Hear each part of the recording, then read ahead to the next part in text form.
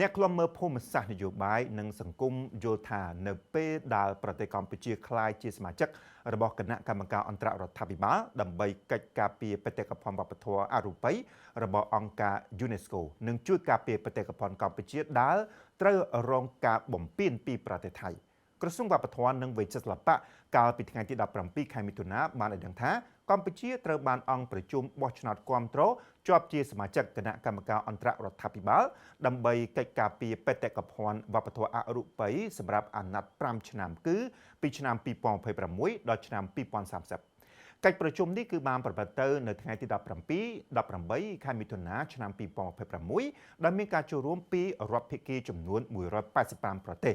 នេតិស្នាក់ការកណ្ដាលអង្គការ UNESCO ទីក្រុងប៉ារីសប្រទេសបារាំងលោកបណ្ឌិតកិនភៀអ្នកតាមដានភូមិសាស្ត្រនយោបាយនិងសង្គមយល់ឃើញថាការចូលជាសមាជិកការពារបេតិកភណ្ឌវប្បធម៌អរូបីនៃអង្គការ UNESCO នឹងផ្ដល់ឱកាសឲ្យកម្ពុជាអាចការពារបេតិកភណ្ឌរបស់ខ្លួននិងបេតិកភណ្ឌលើពិភពលោកជាពិសេសគឺអាចជួយការពារនិងទាមទារយុត្តិធម៌ចំពោះបេតិកភណ្ឌកម្ពុជា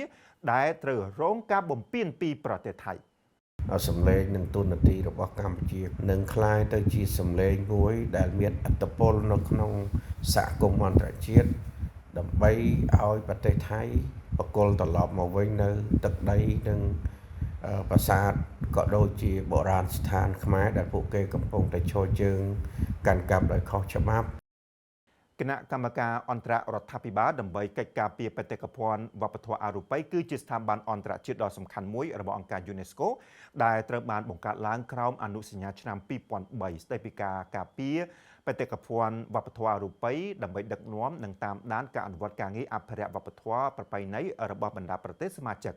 គណៈកម្មការនេះមានសមាជិក24ប្រទេសហើយមានទូនាទីពិនិត្យវិតម្លៃ